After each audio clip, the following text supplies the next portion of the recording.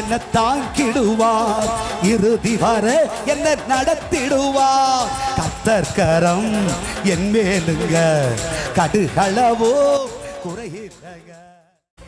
அப்பா இன்னும் சொல்றார், உன் பெயரை நான் பெருமைப்படுத்துவேன்.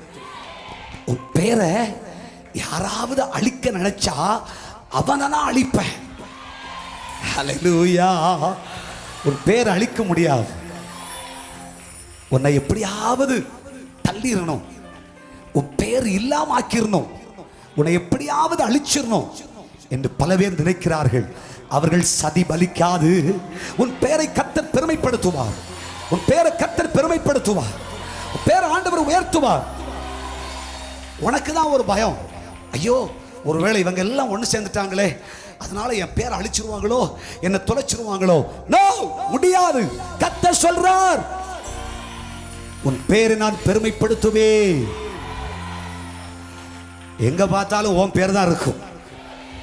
குடும்பத்தில் உன் பேரை சொல்லுவாங்க, சமுதாயத்தில் உன் பேரை சொல்லுவாங்க. ஹல்லேலூயா.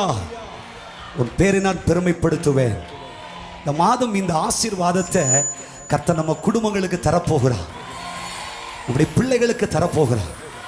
நீங்க விசுவாசிக்கிறீங்களா? இது தேவன் கொடுத்த நல்ல சமயம் இல்லையா?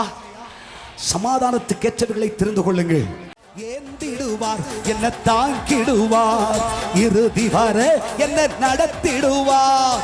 கர்த்தர் கரம் என் மேலுங்க, கடுகளவோ குறையில்லைங்க.